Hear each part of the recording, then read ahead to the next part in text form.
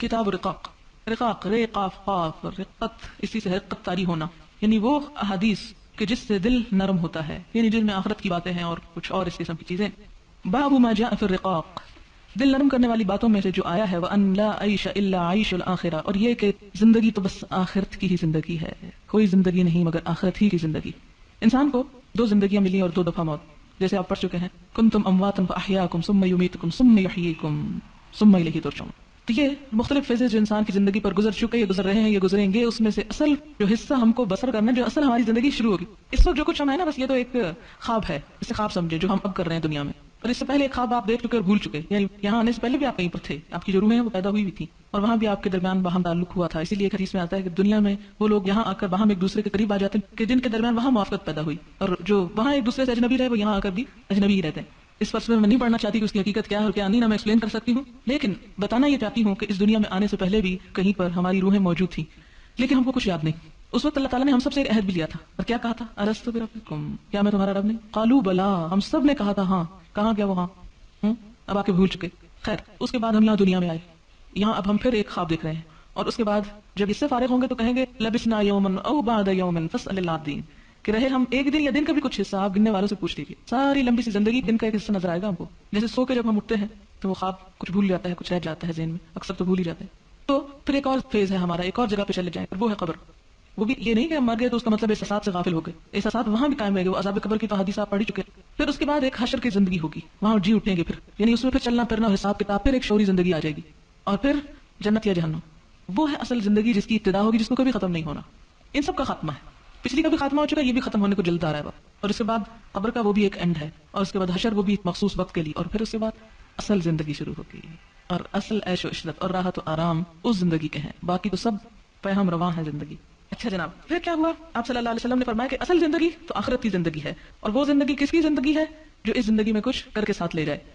حدثنا المكي بن ابراهيم اخبرنا عبد الله بن سعيد هو ابن ابي هند عن ابيه عن ابن عباس قال قال النبي صلى الله عليه وسلم، نبی صلی اللہ علیہ وسلم نے فرمایا نعمتان مغبون فيهما، 2 نعمتیں ایسی ہیں مغبون فيهما کہ جن کے معاملے میں غبن کیا جاتا ہے.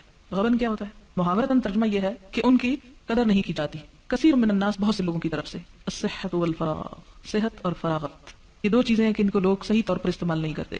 فراغ، فارغ ہونا، کوئی کام نہ ہونا. قال عباس العنبری، عباس عنبری کہتے ہیں حدثنا صفوان ابن عیسیٰ عن عبد الله بن سعید بن ابی ہند عن ابیہ سمعت ابن عباس عن النبی صلی اللہ علیہ وسلم مثلہ. اب آپ دیکھیں کہ وہ جو اصل زندگی ہے، میں اور آپ سب سوچیں کہ اس کے لیے کتنی تیاری، اس کے لیے کتنی بھاگ دوڑ ہے، اس کے لیے کتنی کوشش ہے جو اصل میں شروع ہوگی. یہاں تو جو کچھ بھی ملا سب ختم ہو جائے گا، اور ہر چیز کا غم لگا رہتا ہے کہ معلوم نہیں کیا چھن جائے، لیکن وہ زندگی ہر غم سے آزاد ہوگی. حدثنا محمد بن بشار حدثنا غندر حدثنا شعب عن معاوية بن قرة عن أنس أن النبي صلى الله عليه وسلم قال اللهم لا عيش إلا عيش الآخرة فأصلح الأنصار والمهاجرة. اے اللہ، نہیں کوئی زندگی مگر آخرت ہی کی زندگی، اصل زندگی تو آخرت کی زندگی ہے. فأصلح تو اصلاح کر دے، اچھا کر دے، انصار اور مہاجرہ یعنی ان کو نیک بنا.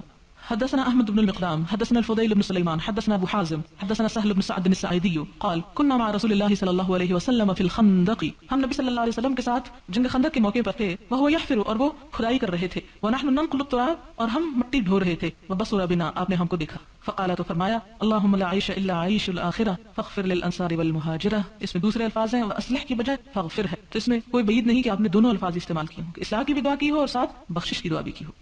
اور وہ زندگی تو اسی کی ہے جس کی بخشش ہو جائے. اصل بات تو یہ ہے. باب مثل الدنیا فی الآخرۃ، دنیا کی مثال آخرت کے معاملے میں کیا ہے، یعنی آخرت کے مقابلے میں یہ دنیا کیا چیز ہے.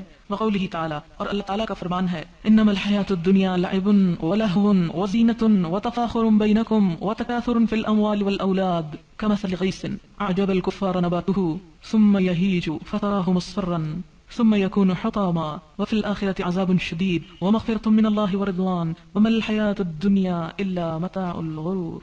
آخرت کے مقابلے میں دنیا کی مثال کیا ہے؟ انما الحیات الدنیا، دنیا کی زندگی کیا ہے؟ بس کھیل تماشا ہے اور کچھ نہیں. اور زینت اور مال اور اولاد کی کثرت پر فخر کرنا. اس کی مثال ایسی ہے جیسے ایک میوہ برسے اور کھیت ہری بھری ہو کر لہلہانے لگے اور کاشتکار اس کو دیکھ کر خوش ہوں، پھر یکایک وہ زرد ہو جائے، سوکھ کر چورا چورا ہو جائے. آخرت میں 2 باتیں ہیں، یا تو سخت عذاب ہونا ہے یا خدا کی طرف سے گناہوں کی معافی ہے اور اس کی رضامندی. غرض دنیا کی زندگی ایک دھوکے کے سامان کے سوا اور کچھ بھی نہیں. وما الحیات الدنیا الا متاع الغرور، دھوکے کا سامان. دھوکا کیا ہوتا ہے کہ انسان کسی چیز کی حقیقت کو جو سمجھے وہ اصل میں اس کی حقیقت نہ ہو. اور سب سے بڑی بات جس کے دھوکے میں ہم مبتلا ہیں کہ ہم سمجھتے ہیں کہ گویا ہم ہمیشہ یہاں رہیں گے، حالانکہ ہمیشگی نہیں ہے، ہمیشہ تو صرف اللہ ہی کی ذات کو ہے. جو کچھ ہمارے پاس ہے وہ سب تو ختم ہو جانے والا ہے. حدثنا عبد الله بن مسلمة حدثنا عبد العزيز بن ابي حازم عن ابيه عن سهل قال سمعت النبي صلى الله عليه وسلم يقول آپ نے فرمایا موضع صوت في الجنة خير من الدنيا وما فيها، جنت میں ایک کوڑا رکھنے کی جگہ بہتر ہے کس سے؟ دنیا سے اور جو اس کے اندر ہے ان سب چیزوں سے. وَلَغَدْوَةٌ فِي سَبِيلِ اللَّهِ أَوْ رَوْحَةٌ خَيْرٌ مِّنَ الدُّنْيَا وَمَا فِيهَا، اور اللہ کی راہ میں صبح کے وقت نکلنا یا شام کے وقت نکلنا دنیا اور جو دنیا میں ہم سب سے زیادہ اچھا ہے. یعنی فی سبیل اللہ، اللہ کے راستے میں، غدوۃ صبح کے وقت نکلنا، وروحۃ شام کو نکلنا. یعنی انسان اگر اللہ کے راستے میں جدوجہد کرتا ہے اور بھاگ دوڑ میں لگا ہوا ہے، اس کی رضا کو چاہتا ہے، اس کو خوش کرنے کی تمنا رکھتا ہے، تو وہ دنیا کی ہر چیز سے بڑی نعمت اپنے اندر رکھتا ہے. یہ دنیا کا خوش قسمت ترین انسان ہے. لیکن ہماری ساری بھاگ دوڑ صبح اور شام کس کام میں ہوتی ہے؟ کتنی کوششیں جو واقعی اللہ کی رضا کے لیے ہوں، اور کتنی ایسی کہ جو ذاتی اغراض ہی کی خاطر. اس کا یہ مطلب نہیں کہ ذاتی کام انسان کو کرنے نہیں چاہیے، ان سب کو چھوڑ کے انسان دنیا سے نکل جائے، نہیں، وہ بھی رہیں گے، لیکن ان کاموں کے ساتھ ساتھ آپ سے سارا دن نہیں مانگا گیا، سارا دن تو نہیں مانگا جا رہا، غدوۃ و روحۃ تو نہیں مانگا جا رہا. تھوڑا سا ٹائم صبح نکال لو، تھوڑا سا شام کو نکال لو، 24 گھنٹے تو نہیں چاہے جا رہے، تھوڑی سی دیر. غدوۃ ایک دفعہ بس صبح نکلنا، اور روحۃ ایک دفعہ شام نکلنا. باب قول النبی صلی اللہ علیہ وسلم، نبی صلی اللہ علیہ وسلم کا فرمانا کن فی الدنیا کأنک غریب او عابر سبیل، رہو دنیا میں گویا کہ تم غریب اجنبی ہو. یعنی دنیا سے دل نہ لگاؤ، یعنی دنیا کی چیزیں تمہیں اجنبی لگے، بس تھوڑی جانی، تھوڑے دن کا سامان ہے، کوئی بات نہیں، کوئی ٹوٹ جائے، کوئی پھوٹ جائے، کوئی مل جائے، کوئی چلا جائے، کچھ بھی ہو. اجنبیت کیا ہوتی ہے کہ انسان لیے دیے رہے ان تمام چیزوں سے. او عابر سبیل یا راستہ گزرنے والا.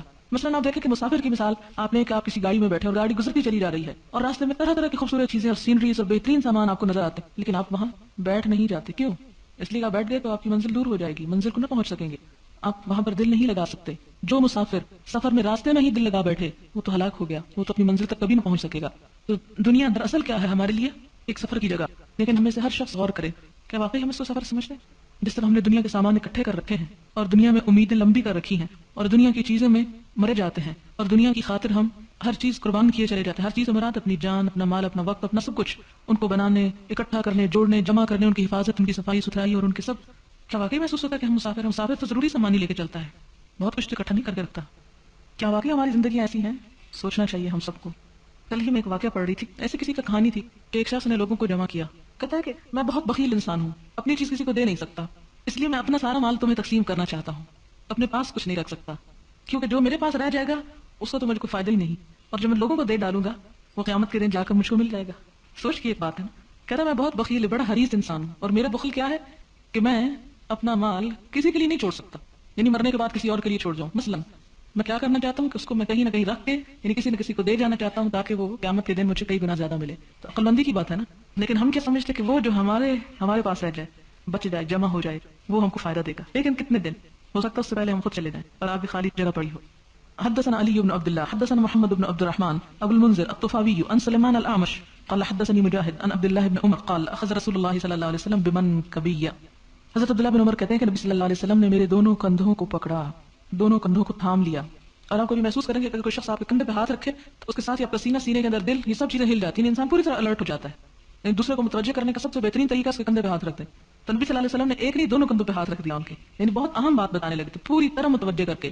فقال، تو آپ نے فرمایا کن فی الدنیا کأنک غریب، دنیا میں اس طرح رہو گویا اجنبی ہو. اجنبی، یہ ساری چیزیں تمہاری کچھ نہیں لگتی، کوئی چیز تمہاری نہیں، اتنی چاہے رجسٹری کروا لیں سب یہیں رہ جائے گی، کوئی رجسٹری قبر میں ساتھ نہیں جائے گی، اور لے بھی گئے گل سڑ جائے گی، قیامت کے دن وہ اعمال نامہ نہیں بنے گی. کأنک غریب او عابر سبیل، یا راہ گزر ہو، مسافر ہو. وکان ابن عمر یقول، اور ابن عمر کہا کرتے تھے اذا امسیتا، جب تم شام کرو، فلا تنتظر الصباح، تو صبح کا انتظار مت کرو، یعنی صبح سے پہلے ہی اپنے کام نپٹا لو، جو نیکیاں کرنی ہے ارادہ کیا بس کر ڈالو. واذا اصبحت، اور جب صبح ہو جائے، فلا تنتظر المساء، تو شام کا انتظار مت کرو. کیوں؟ اس لیے کہ وہ بھی تو ایک صبح ہوگی نا جس کی شام ہم کو نصیب نہ ہوگی، یا وہ بھی ایک شام ہوگی کہ شاید اس کی صبح ہم کو نصیب نہ ہو، اور وہ ایک دن انہی دنوں میں سے ایک دن آ جائے گا. لہٰذا اس سے پہلے کہ وہ آ جائے اس کی تیاری اور اس کی پریکٹس کرتے رہنا چاہیے. وخذ من صحتک لمرضک، اور اپنی صحت میں سے اپنے مرض کا حصہ نکال لو، یعنی بیماری میں جو نہیں کر سکو گے صحت مند ہوتے وہ کر جاؤ. ومن حیاتک لموتک، اور اپنی زندگی میں موت کا سامان تیار کر لو، کیونکہ وہاں سامان تیار نہ ہو سکے گا، وہ ابھی کرنا ہے، ابھی باندھ کے جمع کر کے اکٹھا کر کے رکھ لو گے، یہ وہاں کے لیے ہے. لیکن اس کے لیے کرنا کیا پڑے گا؟ وہ اپنے پاس سے نکالنا پڑے گا. اگر اپنے پاس رہ گیا تو گیا. باب فی الامل وطولہ، امید اور اس امید کا لمبا ہونا، امیدوں کا لمبا ہونا، لمبی لمبی امیدیں باندھنا. وقول اللہ تعالی، اور اللہ تعالیٰ کا فرمان ہے فمن زحزح عن النار وادخل الجنۃ فقد فاز، اور جو آگ سے بچا لیا گیا اور جنت میں داخل کیا گیا، فقد فاز، وہ کامیاب ہو گیا. وما الحیات الدنیا، اور نہیں دنیا کی زندگی، الا متاع الغرور، مگر دھوکے کا سامان۔ قرآن پاک میں آتا ہے ذرہم یأکلوا ویتمتعوا ویلہہم الامل فسوف یعلمون، چھوڑو ان کو کھائیں اور پئیں اور غافل کر دے ان کو امید، ان قریب وہ جان لیں گے۔ یعنی انہیں کھاتا پیتا اور مزے اڑاتا چھوڑو، یہ نہیں سنتے تو نہ سنیں، اگر یہ غفلت میں مرنا چاہتے ہیں تو غافل رہیں۔ یعنی حضور صلی اللہ علیہ وسلم لوگوں کو جب سکھاتے سمجھاتے تھے، احساس دلاتے تھے تو وہ توجہ نہیں کرتے تھے، کہتے تھے ابھی کھانے کا وقت ہے، ابھی انجوائمنٹ کا ہے، ابھی پکنک پہ جانا ہے، ابھی یہ بھی کرنا ہے وہ بھی کرنا ہے، چھوڑو ایسے لوگوں کو کرتے رہیں جو کرنا چاہتے ہیں۔ فسوف یعلمون، ان قریب وہ جان لیں گے کہ ان ساری باتوں کا نتیجہ اور خلاصہ کیا نکلا۔ وقال علی، اور حضرت علی نے کہا ارتحلت الدنیا مدبرتن، چل پڑی دنیا پیٹ پھیر کر، دنیا تو واپس جا رہی ہے۔ وارتحلت الآخرۃ مقبلتن، اور آخرت سامنے سے آ رہی ہے۔ وَلِكُلِّ، اور ہر ایک کے لیے، واحدۃ منہما بنون، ہر ایک کے بیٹے ہیں، یعنی کچھ بیٹے آخرت کے اور کچھ دنیا کے، یعنی کچھ لوگ آخرت کے ساتھ چلے جا رہے ہیں اور کچھ دنیا کے ساتھ جا رہے ہیں، یعنی کچھ دنیا کے غلام بنے ہوئے، دنیا کے حمایتی ہیں اور کچھ آخرت کے، کچھ دنیا کے لیے سامان تیار کر رہے ہیں اور کچھ آخرت کے لیے۔ فَكُونُوا مِنْ أَبْنَاءِ الْآخِرَةِ، تو آخرت کے بچوں میں شامل ہو جاؤ۔ وَلَا تَكُونُوا مِنْ أَبْنَاءِ الدُّنْيَا، اور دنیا کے بچوں میں شامل نہ ہو۔ فَإِنَّ الْيَوْمَ عَمَلٌ، آج کا دن عمل کا دن ہے۔ وَلَا حِسَابَ، اور حساب نہیں ہے۔ وَغَدًا حِسَابٌ، کل حساب ہوگا۔ وَلَا عَمَلَ، اور کوئی عمل کا وقت نہ ہوگا۔ بِمُزَحْزِحِهِ بِمُبَاعِدِهِ، بِمُزَحْزِحِ کا مطلب ہے دور کرنے والا، ہٹانے والا، سکانے والا۔ حدثنا صدقة بن الفضل أخبرنا يحيى عن سفيان قال حدثني أبي عن منذر عن ربيع بن خصيم عن عبد الله قال خط النبي صلى الله عليه وسلم خطا، نبی صلی اللہ علیہ وسلم نے ایک خط کھینچا، مربعا مربع یعنی ایک چار خانہ بنایا، اسکوائر بنایا، وخط خطا في الوسط، اور اس چار خانے کے درمیان میں ایک لکیر کھینچی، خارجا منه، جو اس چار خانے سے باہر نکل کے جا رہی تھی، مربع سے باہر نکل رہی تھی، وخط خططا صغارا، اور اس کے اوپر چھوٹے چھوٹے اور خط لگائے یعنی لکیریں لگائیں، الى هذا الذي في الوسط، طرف اس کے جو درمیان میں تھی، من جانبه الذي في الوسط، اس جانب سے جو درمیان میں تھی، وقال هذا الانسان، اور فرمایا کہ یہ ہے انسان، وهذا اجله محيط به، اور یہ اس کی موت جو ہے اسے گھیرے ہوئے ہے، او قد احاط به، یا اسے گھیر چکی ہے، وهذا الذي هو خارج، اور یہ جو اس کے باہر کی ہے، عمله اس کی امیدیں ہیں، وهذه الخطط الصغار، اور یہ چھوٹے چھوٹے خط جو ہے، الاعراض، یہ پیش آنے والے واقعات ہیں، اعراض یعنی جو عارضی آفتیں ہیں، فان اخطاه، اگر ایک اس سے چوک گئے، هذا یہ نهشه هذا، تو دوسری اس کو پکڑ لے گی، فان اخطاه هذا نهشه هذا، اور اگر اس نے چھوڑ دیا تو اس نے پکڑ لیا، یعنی ایک نہ ایک دن آفت کوئی اس کو پکڑ لے گی۔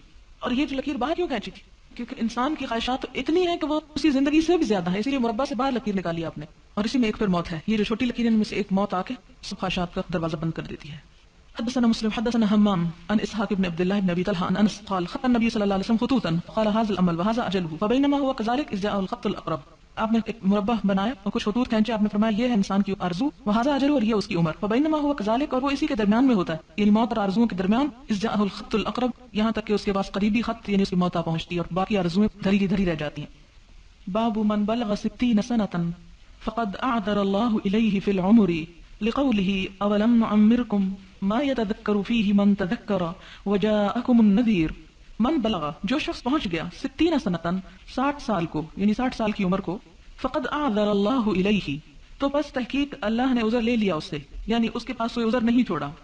یہ باب افعال سے ہے، اعذار، جس کے اندر معنی سلب بھی پایا جاتا ہے، یعنی جہاں ایک معنی کسی کو عذر دینا، وہاں وہ عذر لے بھی لینا، اس لیے اس کا معنی منفی میں کیا جا رہا ہے کہ اللہ نے اس سے عذر لے لیا، پھر اس کے پاس کوئی عذر باقی نہیں چھوڑا کہ وہ اطاعت کی طرف کیوں نہ آیا۔ لقولہ تعالی، جس طرح اللہ تعالیٰ کا فرمان ہے، اولم نعمرکم، کیا ہم نے تم کو عمر نہ دی تھی، ما یتذکر فیہ، کہ نصیحت پکڑتا اس میں، من تذکرہ، جو نصیحت پکڑ سکتا تھا، یعنی 60 سال کی عمر نصیحت حاصل کرنے کے لیے بہت کافی تھی۔ وجاءکم النذیر، اور تمہارے پاس ڈرانے والا بھی آیا تھا، یعنی اگر کسی کو عمر کم ملی ہے، مہلت کم ملی ہے، تو اس کا تو کچھ شاید عذر بھی ہو جائے، یعنی اگر ایک بچہ ابھی بلوغت کو پہنچا ہی تھا کہ اس کی ڈیتھ ہو گئی، ابھی سیکھنے سکھانے کے اتنے مواقع نہ ملے اس کو، تو اس کے اوپر الزام کم ہے۔ لیکن ایک شخص جو دنیا میں 60 سال تک جیے اور پھر بھی اللہ تعالیٰ کی طرف رجوع نہ کرے اور بڑھاپے میں بھی خدا کی طرف توجہ نہ کرے، تو پھر اس کے پاس خدا تعالیٰ کے سامنے پیش کرنے کے لیے کوئی بہانہ نہ ہوگا۔ حدثني عبد السلام بن مطهر حدثنا عمر بن علي عن معن بن محمد الغفاري عن سعيد بن ابي سعيد المقبوري عن ابي هريرة عن النبي صلى الله عليه وسلم فقال اعذر الله الى امرئ اخر اجله حتى بلغه 60 سنة، کہ کوئی عذر نہیں رکھا اللہ نے کسی شخص کے لیے کہ مؤخر کی اس کی مدت یعنی اس کی زندگی، حتی بلغہ، یہاں تک کہ پہنچایا اس کو 60 سنتن، 60 سال کی عمر کو۔ تابع ابن عجلان، اس کی مطابق کی ہے ابن عجلان نے، یعنی حدیث دوسرے طرف سے بھی آئی ہے، وہ ابو حازم عن المقبوری، یعنی ابو سعید المقبوری ہی سے۔ حدثنا علی بن عبد الله حدثنا ابو صفوان عبد الله بن سعید اخبرنا یونس عن ابن شهاب قال اخبرني سعید بن المسیب ان ابا هریرہ قال سمعت رسول اللہ صلی اللہ علیہ وسلم، حضرت ابو ہریرہ کہتے ہیں کہ میں نے نبی صلی اللہ علیہ وسلم سے سنا، یقول، آپ فرماتے تھے، لا یزال قلب الکبیر شابا، لا یزال، ہمیشہ رہتا ہے، قلب الکبیر، بڑے کا دل یعنی بوڑھے کا دل، شابا، نوجوان، یعنی انسان خود بوڑھا بھی ہو جائے تو اس کا دل جوان رہتا ہے کس چیز کے بارے میں؟ فسنتین، دو چیزوں کے معاملے میں، فی حب الدنیا، دنیا کی محبت میں، یعنی انسان خود بوڑھا بھی ہو جائے تو دنیا کی محبت بوڑھی نہیں ہوتی، کمزور نہیں پڑتی، وہ مضبوطی رہتی ہے۔ وطول الامل، اور امید کا لمبا ہونا، یعنی امیدیں بھی زندگی کے ساتھ ساتھ بڑھتی چلی جاتی ہیں۔ قال لیس حدثني یونس وابن وهب عن یونس عن ابن شهاب قال اخبرني سعید وابو سلمہ۔ اور اس بیماری سے بہت کم لوگ نجات پا سکتے ہیں کہ جو یہ سوچیں کہ اب کتنے دن اور زندہ رہنا ہے، اب عمر کا ایک بڑا حصہ گزار چکے ہیں، اب کس لیے مال جمع کرنا اور کس لیے لمبی لمبی امیدیں باندھنا، یہ وہی بچ سکتا ہے جس کو اللہ بچائے۔ ورنہ عموماً دیکھا گیا ہے کہ بڑھاپے میں لوگوں کے اندر مال کی ہرس بھی اور زیادہ جینے کی ہوس بڑھتی چلی جاتی ہے، جو پھر انسان کی بدبختی کی علامت ہے کہ انسان اس گھر میں جہاں ہمیشہ جا کر رہنا ہے اس کو بنانے اور اس کی تیاری کی بجائے اس کے محبت میں ڈوبا رہے کہ جو بہت جلد فنا ہو جانے والا ہے۔ حدثنا مسلم بن ابراہیم حدثنا ہشام حدثنا قتادة عن انس بن مالک قال قال رسول اللہ صلی اللہ علیہ وسلم، آپ نے فرمایا یکبر ابن آدم، ابن آدم بڑا ہوتا جاتا ہے، ویکبر معه اثنان، اور اس کے ساتھ دو چیزیں بھی بڑی ہونے لگتی ہیں، حب المال وطول العمر، مال کی محبت اور عمر کا لمبا ہونا، یعنی حب المال وحب طول العمر مراد ہے کہ مال کی محبت اور لمبی عمر کی محبت اس کے اندر زیادہ انگڑائیاں لینے لگتی ہے۔ رواہ شعبۃ عن قتادہ، اس حدیث کو شعبہ نے قتادہ سے بھی روایت کیا ہے۔ باب العمل الذي يبتغى به وجه الله فيه سعد، العمل وہ عمل الذي جس سے یبتغى چاہا جاتا ہے، طلب کیا جاتا ہے، به ساتھ اس کے، وجہ اللہ اللہ کا چہرہ، اللہ کی ذات یعنی اللہ کی رضا مراد ہے۔ فيه سعد، اس میں حضرت سعد ہیں۔ حدثنا معاذ بن سعد اخبرنا عبد الله اخبرنا معمر عن الزهري قال اخبرني محمود بن الربيع وزعم محمود انه اخذ رسول الله صلى الله عليه وسلم واخذ مجة مجها من دلب كانت في دارهم، قال سمعت اتبان بن مالك الانصاري ثم احد بني سالم قال غدا علي رسول الله صلى الله عليه وسلم فقال لن يوافي عبد يوم القيامة يقول لا اله الا الله يبتغي به وجه الله الا حرم الله عليه النار، لن يوافي نہ بدلہ دیا جائے گا عبد کوئی شخص یوم القیامت، قیامت کے دن، یقول لا الہ الا اللہ، جو لا الہ الا اللہ کہتا ہے، اور کس لیے کہتا ہے؟ یبتغی بہ وجہ اللہ، جس سے وہ اللہ کی رضا چاہتا ہے، الا حرم اللہ، مگر اس کی جزا کیا ہے یا اسے بدلہ کس طرح دیا جائے گا کہ حرم اللہ علیہ النار، اللہ تعالیٰ اس پر آگ کو حرام قرار دے دیتا ہے۔ حدثنا قتیبہ حدثنا یعقوب بن عبد الرحمن عن عمرو عن سعید المقبوری عن ابی ہریرہ ان رسول اللہ صلی اللہ علیہ وسلم قال یقول اللہ تعالی، اللہ تعالیٰ فرماتے ہیں، ما لعبد المؤمن عندی جزاء اذا قبضت صفیہ من اہل الدنیا ثم احتسبہ الا الجنہ، اللہ تعالیٰ فرماتے ہیں ما لعبدی، نہیں میرے بندے کے لیے،